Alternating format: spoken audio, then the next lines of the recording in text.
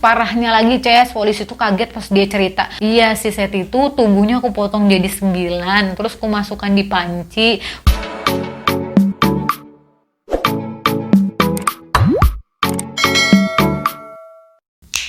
Halo Ces, ketemu lagi sama aku Ovi Kantale ya. Sebelumnya aku mau ngucapin terima kasih untuk kalian yang sudah klik video ini. Nah, aku mau tanya nih Ces, ada nggak sih di antara kalian yang suka banget kalau pintu rumah kalian tuh diketuk sama tetangga, terus diantarin kue, terus dia ngomong kayak gini nih Ces, lagi coba-coba bikin, silahkan dicicipin, terus kalian bilang, aduh Ces, repot-repot, terus kalian makan deh dengan senang hati. Terus ada juga nggak sih di sini kalau mandi tuh pakai sabun mandi, kamar mandi berhayal jadi bintang iklan kayak lu namanya di sabun Lux? Ada nggak sih? Pasti ada dong ya.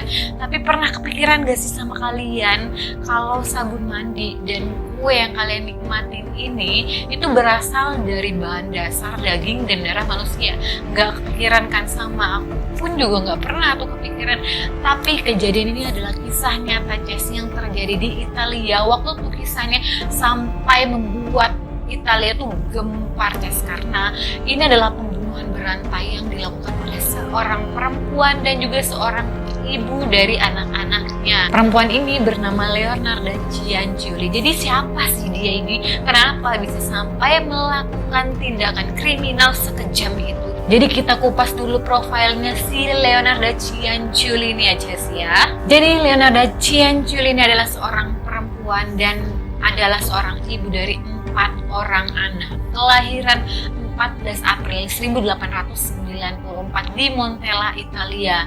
Nah, Leonarda Cianciulli atau dikenal sebagian orang ini panggilan tuh Cianciulli lah. Nah, Cianciulli ini kehidupannya tuh cukup menyedihkan sejak dia masih dalam perut Ces.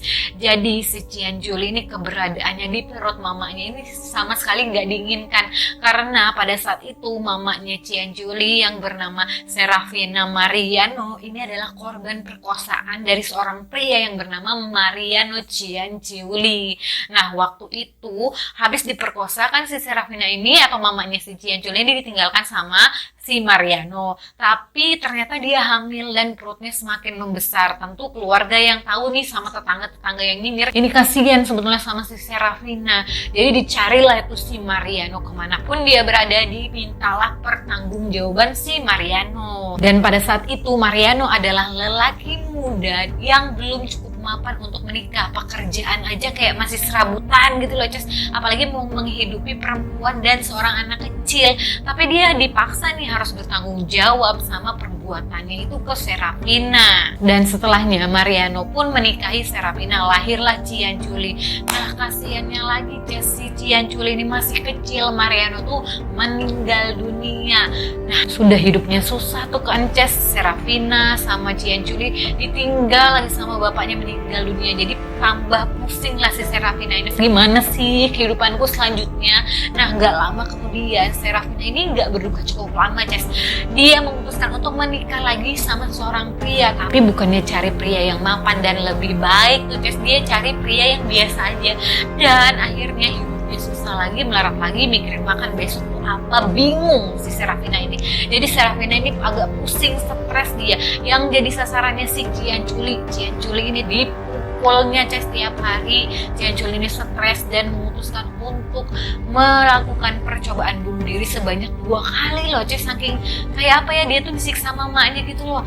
Tapi gagal Ces percobaan bunuh dirinya si Cianciulli ini sampai 2 kali karena keluarganya ada yang tahu dan ditolonglah dia.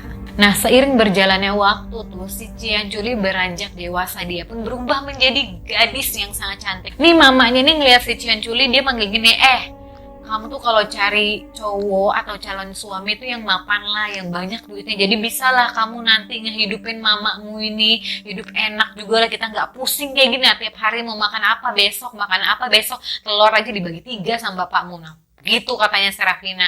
Tapi si Cianciulli ini ternyata udah punya pacar. Nah, pacarnya ini bernama Rafael Pansardi, merupakan staf kantor biasa. Nah, mamanya ini nggak terima tuh karena penghasilan Pansardi waktu tuh kayak pas-pasan dan ya nggak juga cukup-cukup banget. Nah, mamanya Cianciulli ini menentang hubungan mereka, tapi namanya cinta ya Ces ya. Cianciulli akhirnya memutuskan untuk menikah sama si Pansardi, padahal waktu itu umurnya juga terpaut sangat jauh nih. Jadi lebih tua Pansardi daripada si Leonarda Cianjuli. Karena statusnya Pansardi ini adalah staf kantor biasa yang nggak berpenghasilan tinggi, nah jadi dia tuh pas-pasan hidupnya setelah menikah sama si Cianjuli. Si Cianjuli mau tidak mau harus membantu Pansardi mencari uang untuk melanjutkan kehidupan mereka berdua, Ces. Nah, pada tahun 1927 itu ternyata Pansardi dan Cianjuli ini ditangkap pihak kepolisian karena diduga kasus penipuan. Dipenjaralah mereka berdua kan, tapi nggak lama kemudian mereka dibebaskan. Dan pada saat dibebaskan, Pansardi ngajak si Cianjuli yang ayo kita pindah aja dari kota ini, siapa tahu kehidupan kita ini berubah jauh lebih baik. Akhirnya Cianjuli mau, oke yang pindah aja. Nah, setelah bujukan Pansardi diturutin tuh sama Cianjuli untuk pindah, mereka akhirnya pindah di Lasedonia di provinsi Avellino, Italia. Dan ternyata setelah pindah, mereka mengharapkan ekspektasinya ini hidup lebih baik. Ternyata enggak, Jess. Mereka tetap di kondisi perekonomian yang susah banget. Ditambah pada tahun 1930 ternyata ada badai atau gempa bumi yang menyerang Italia sampai rumah kedua mereka ini hancur lebur. Jadi si Cianjuli ini sempat mikir gitu loh, kenapa ya hidup ini melarat betul, susah betul sama si Pansardi. Mikir juga nih, apa gara-gara nggak direstuin mamaku kayak ini, mamaku ini ngutuk aku sampai jadinya aku ini hidup susah banget. Nah, setelah kena bencana gempa bumi itu kan, Ces, si Pansardi ngomong lagi lah, dia ngebujuk sama si Cianjuli, ayo sudah Nayang, kita pindah lagi yang pindah ke Correggio aja, kota di provinsi Reggio, Italia. Mungkin di sana tuh ekspektasi kita ini berhasil lah, kita bisa hidup enak di sana. Nah, jadi si Cianjuli itu diajakin si Pansardi untuk pindah, mau juga lah karena dia udah capek banget gitu loh, Ces, hidup susah banget. Jadi akhirnya mereka pindah berdua dan kali ini sesuai ekspektasi, Ces. Mereka hidup dengan perekonomian yang cukup baik karena waktu itu si Pansardi dan Cianjuli ini membuka usaha toko sabun dan dijualnya laris manis Tanjung Kimpul. Dia laris banget. Tapi setelah kehidupan Cianjuli dan Pansardi enak, mereka menginginkan seorang anak. Dan kalau kalian tahu, si Cianjuli ini hamil keguguran. Jadi dia tuh percaya banget kalau dia ini benar-benar dikutuk sama mamanya, Ces. Tapi setelah bertahun-tahun ditunggu nih sama si Cianjuli, punya anak juga lah akhirnya. Tapi kalian tahu ini anak dari kehamilan keberapa kali ya. Jadi si Cianjuli ini hamil sebanyak 17 kali, 3 diantaranya keguguran, 10 anaknya meninggal masih kecil-kecil dan 4 yang bertahan hidup. Nah, sama 4 orang anak yang masih hidup, Cianjuli ini sangat overprotective banget, Ces. Jadi waktu itu pernah dia ke peramal sebelum punya anak yang 4 orang ini, katanya setelah kamu menikah anakmu tuh memang kebanyakan meninggal masih muda. Jadi dia takut kan 4 orang ini meninggal. Nggak ada lah, Ces, kayak kamu tuh pakai slogan Rinso berani kotor tuh baik. Nggak ada sama anak si Cianjuli. Nggak ada juga nih si Cianjuli ngebiarin anaknya pulang main maghrib mereka nggak bisa dikerangkeng sama si Cianjuli ini. Jadi dia sangat-sangat sayang nih. Nah, terus kan, Ces, udah lama nggak datang ke peramal. Dia ke peramal lagi mau ngebaca garis tangannya ini loh, Ces, karena dia kan udah seneng tuh punya 4 orang anak. Jadi dia ke peramal lagi atau ke orang pintar lagi, dibaca lah garis tangannya ini. Katanya si dukun ini, katanya di tangan kanannya itu dia melihat gambar penjara, di tangan kirinya dia melihat gambar rumah sakit jiwa. Jadi tambah kayak depresi gitu loh si Cianjuli. Kenapa sih ramalan tentang hidupku ini kok buruk banget? Makanya ya Cianjuli ya, jangan kebanyakan ke orang pintar, jadi stres sendiri nanti kamu. Terus seiring berjalannya waktu, 4 orang anak ini tumbuh dengan sehat dan makin besar tuh. Pada tahun 1939 di Italia terjadi perang kedua, di mana waktu itu dipimpin oleh fasis Benito Mussolini. Ini mereka merekrut putra-putra daerah untuk dijadikan angkatan darat di Italia. Nah, waktu itu pusing lah ini si Cianjuli karena anaknya yang paling besar yang bernama Giuseppe Pansardi ini direkrut, Ces, sama pemerintah setempat. Pusing lah, takut lah dia anaknya dijadikan anggota militer, perang dong, nanti bisa mati. Nggak tahu kenapa saking stresnya si Cianjuli ini ngedengar bisikan setan. Untuk menyelamatkan anaknya di peperangan nanti, dia harus mengorbankan sebuah nyawa. Jadi kayak nyawa dibalas nyawa atau menumbalkan manusia untuk keselamatan anaknya. Akhirnya dia menyusun rencana untuk mendapatkan korban yang akan ditumbalkan. Nah, waktu tuh kebetulan si Cianjuli ini kerja sampingannya selain menjual sabun, ini dia seorang peramal yang memang reputasinya cukup baik di sana, Ces. Jadi sasarannya si Cianciuli ini ya klien-klien yang datang sama dia. Jadi disinilah awal mula kejahatan Leonarda Cianciuli. Jadi kita langsung ke kronologinya. Di korban pertama ada Faustina Setti, di mana ia adalah wanita paruh baya yang tak kunjung menikah. Jadi si Faustina Setti ini kan udah cukup tua gitu loh, apalagi dia perempuan. Dia beli sayur ke lele-lele ditanya kapan kawin. Dia beli tabung gas disuruh mamanya ditanya kapan kawin. Dia beli apa aja keluar rumah, kemana dia nyapu halaman ditanya sama tetangga kapan kawin, pusing dia kan. Nah, mencobalah dia datang ke seorang orang pintar yang ternyata itu adalah Leonarda Cianciuli. Dia meminta untuk dipertemukan oleh laki-laki yang bisa menikahinya. Dan Cianciuli ini mengatakan bahwa ada sesosok pria yang cocok banget sama kamu. Dia ini bisa mencintaimu, menyayangimu, pokoknya menikahimu. Kamu akan dijadikan ratu sama dia. Dia berada di Pola, Kroasia modern. Kamu harus ke sana. Pokoknya kamu pulang dulu lah, siapin baju-bajumu, alat make upmu biar dia itu enak melihat kamu. Tapi ada satu syarat nih. Jadi pantangan yang diberikan Cianciuli untuk si Setti ini adalah kamu nggak boleh nih kasih tahu kamu tuh pergi ke sana, itu atas saran dari aku. Kalau enggak kamu nggak bisa nih ketemu sama laki-laki yang kamu impi-impikan.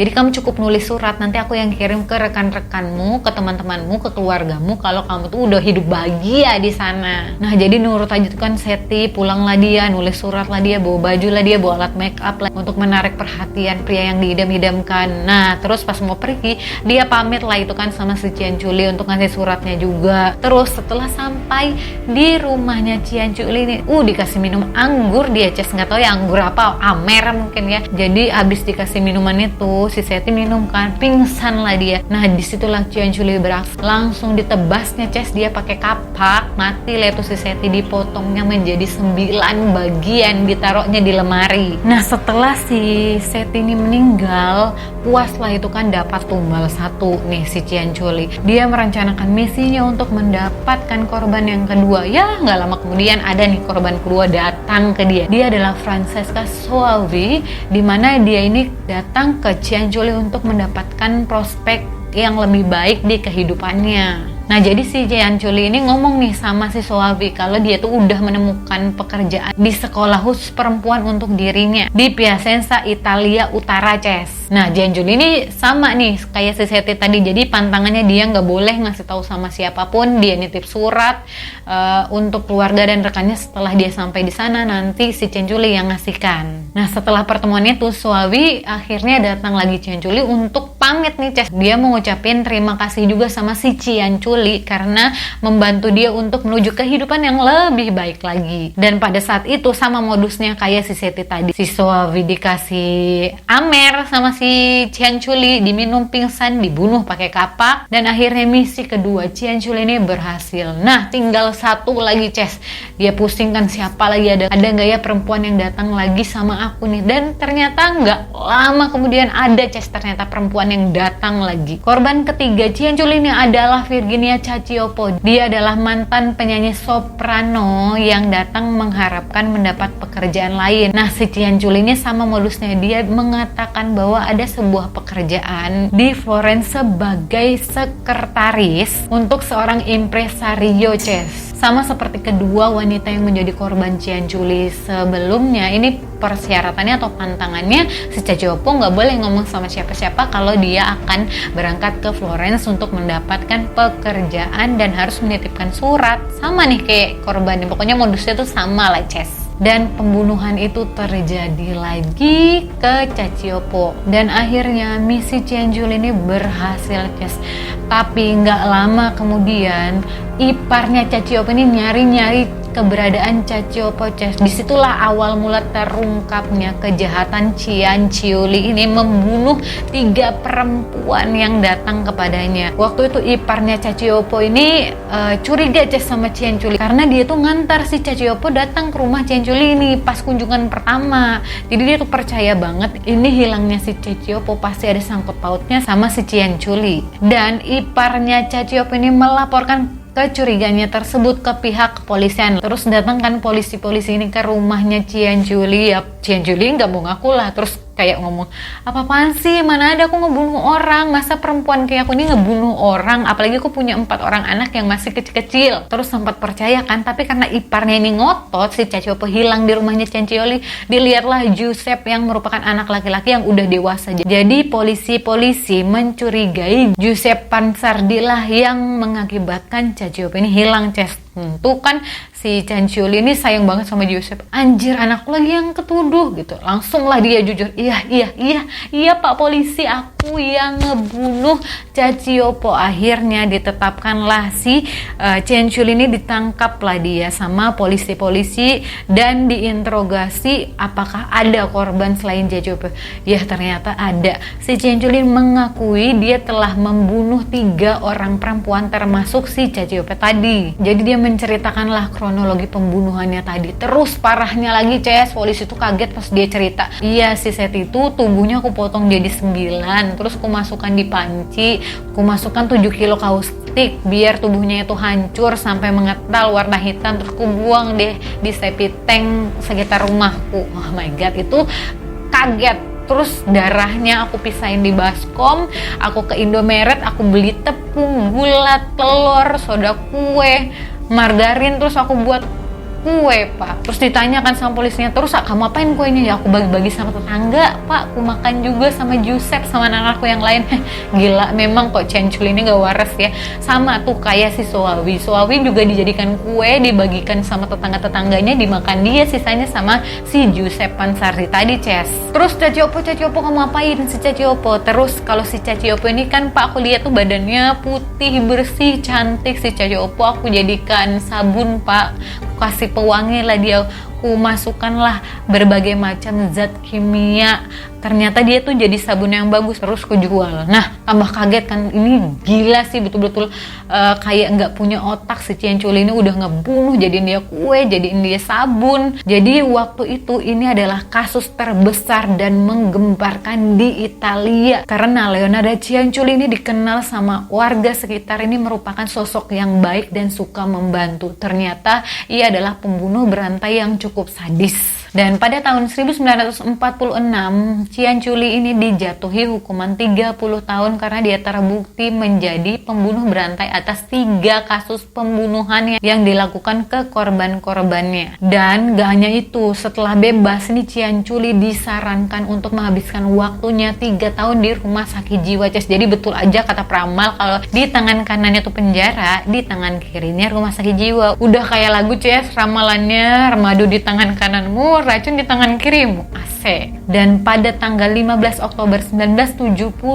pada usia 76 tahun, si Ciancioli dinyatakan meninggal dunia di rumah tahanan wanita karena pendarahan otak, Ces. Dan setelah dia meninggal, kasusnya selesai. Barang-barang bukti yang ditemukan di rumah Ciancioli ini kayak baskom, kapak, pisau, panci, bikin korbannya jadi sabun, ini disimpan di sebuah museum kriminologi di Roma. Jadi ngeri banget ya, si Ciancioli ini kayak sakit jiwa dia ini, kurasa, Ces. Jadi gimana, Ces? Semoga tetanggamu yang ngasih kamu kue tuh waras ya, dan semoga hayalanmu pas pakai sabun di kamar mandi jadi bintang iklan itu nggak terganggu lah sama bayangan-bayangan curiga ini daging manusia. Jadi cukup sekian, Ces, pembahasan tentang psikopat Leonardo Ciancioli ini. Sampai ketemu di lain waktu. Terima kasih karena kalian udah nonton. Jangan lupa untuk like, subscribe, dan klik lonceng notifikasinya biar aku tuh semangat terus bikin konten. Bye, see you.